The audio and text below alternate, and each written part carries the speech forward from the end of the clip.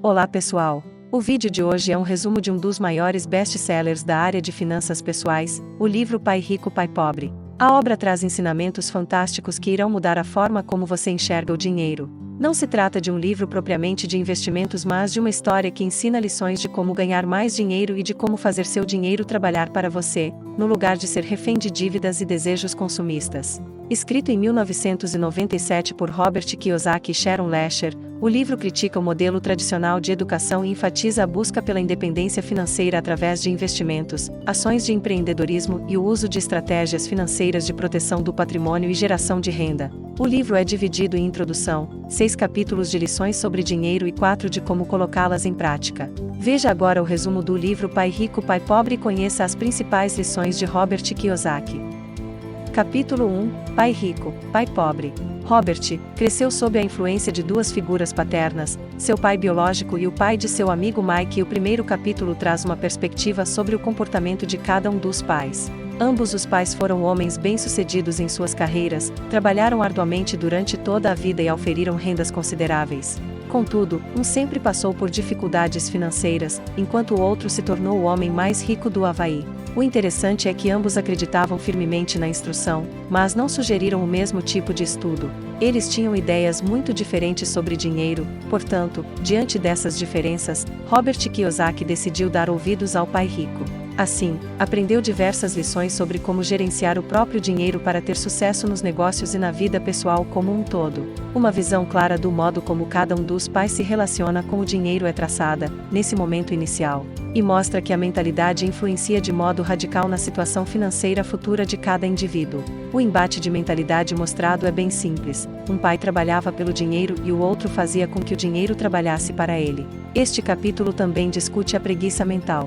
Robert relata que, embora seu pai pobre tivesse vários diplomas e fosse altamente educado, ele era preguiçoso quando se tratava de pensar em dinheiro e não exercitava ou desenvolvia suas habilidades financeiras. Ele observou que seu pai pobre era pobre não pelo dinheiro que ganhava, que era bastante, mas por causa dos seus pensamentos e ações.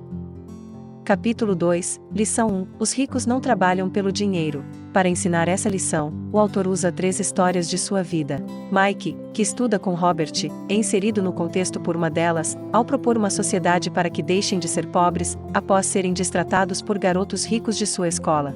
Logo, ser rico torna-se a prioridade dos dois. Dessa forma, o pai rico, o pai de Mike, é introduzido na narrativa e passa a ter papel ativo. Ele concorda em ensinar os meninos a serem ricos. O pai rico propõe que eles trabalhem para ele por 10 centavos a hora, o que era muito pouco. Ao perceber, após 3 semanas de trabalho, que não estava aprendendo nada e ainda estava trabalhando por uma miséria, Robert confronta seu empregador e ele ensina a primeira lição.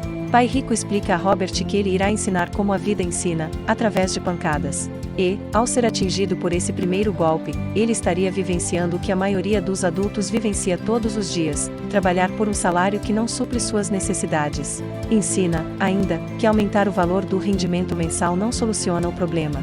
Restando, então, 3 alternativas para quem se encontra nessa situação: reclamar e procurar outro emprego, se acomodar e aceitar a situação, ou procurar uma forma de fazer o dinheiro trabalhar para eles. Ele segue argumentando que a maioria fica presa na primeira ou segunda opção justamente por 2 sentimentos: medo e ambição. O medo de não ter como pagar as contas e a ambição de querer sempre mais dinheiro. Porém, como já dito, mais dinheiro não resolve o problema. Sem instrução financeira, o que acontece quando se ganha mais dinheiro é que aumenta-se o consumo, paga-se mais impostos, muitas vezes, as dívidas continuam.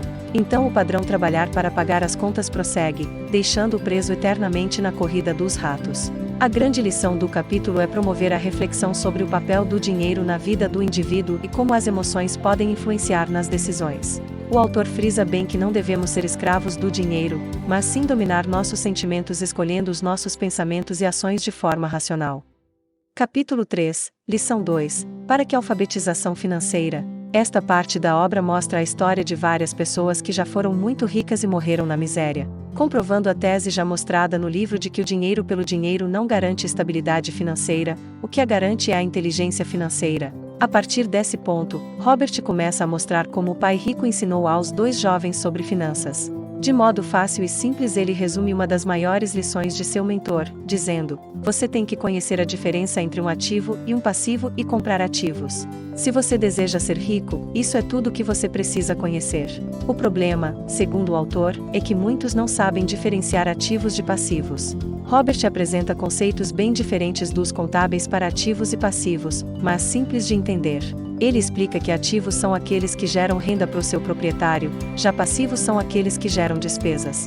No final do capítulo, Robert explica que para sair da corrida dos ratos é necessário investir cada vez mais em ativos, até que a renda deles não só cubra suas despesas, mas seja possível reinvesti-la em outros ativos, aumentando a riqueza. Nesse ponto de independência financeira, não se precisa mais do salário e pode-se viver sem ele. Esse é o conceito de ser rico para o autor. Capítulo 4, Lição 3. Cuide de seus negócios. Nesta lição, Robert traz novamente um diagrama que já havia sido mostrado. Este traduz para quem cada parte do seu patrimônio trabalha.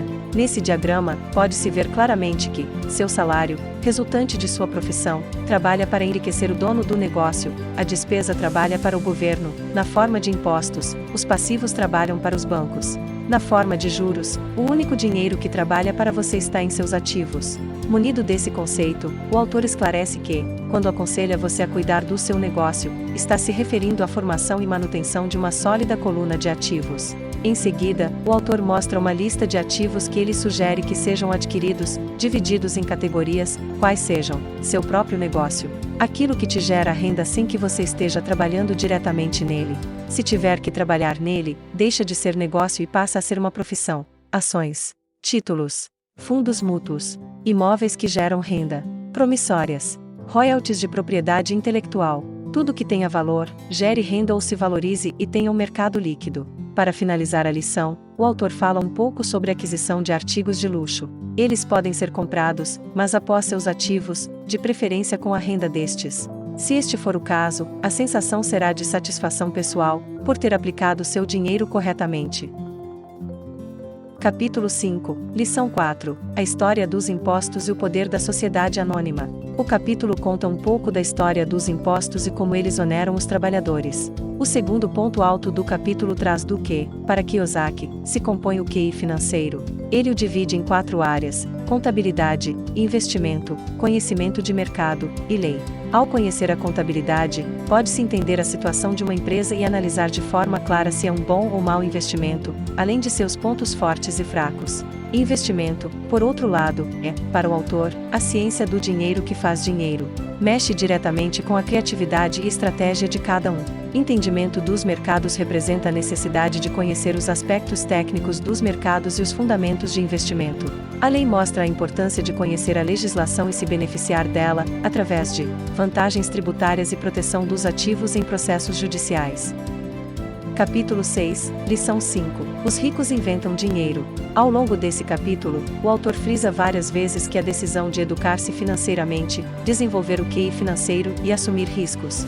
Contudo, ele destaca que o principal motivo para fazê-lo é ter mais opções, visto que atualmente a riqueza reside nas informações e na forma como elas são usadas. E, para saber o melhor modo de utilizá-las, nada como uma sólida base de conhecimentos financeiros. São contadas histórias de como com pouco ou nenhum dinheiro ele conseguiu multiplicar e fazer dinheiro, que é o título da lição.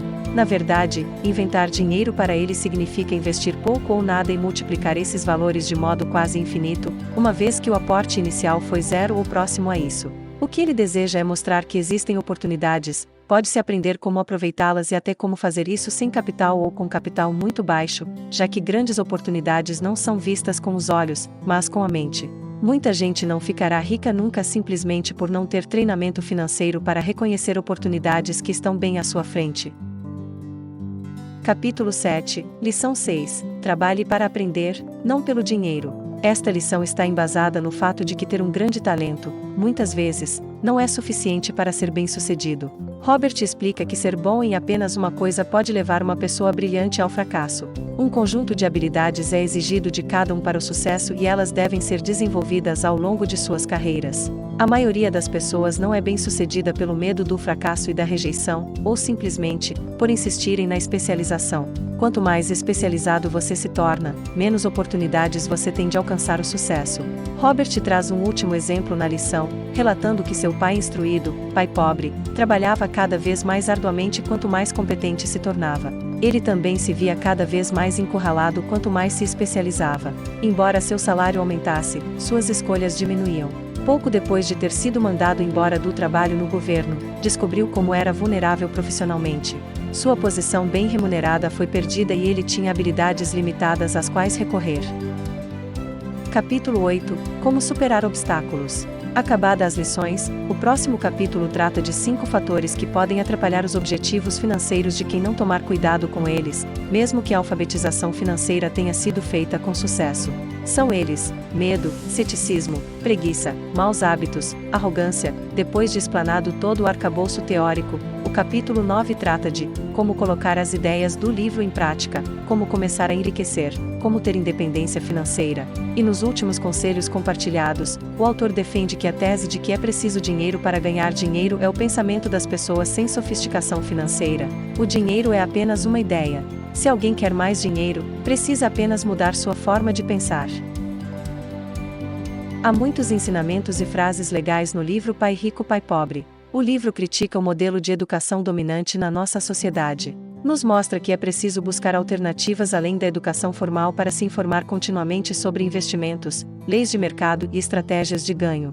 Mesmo quem não teve a oportunidade de começar ainda na juventude, deve fazê-lo a partir de agora, não perdendo tempo para se lamentar por achar que já é tarde demais. Além disso, Robert ensina os leitores sobre a importância de aproveitar ao máximo o tempo disponível para se desenvolver cada vez mais.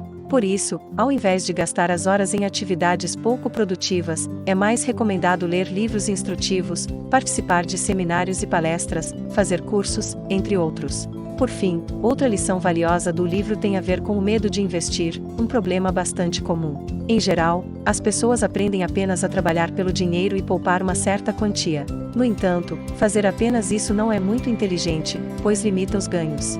Por isso, é preciso perder o medo de arriscar e investir em opções de renda fixa ou variável para alcançar novos patamares de sucesso financeiro.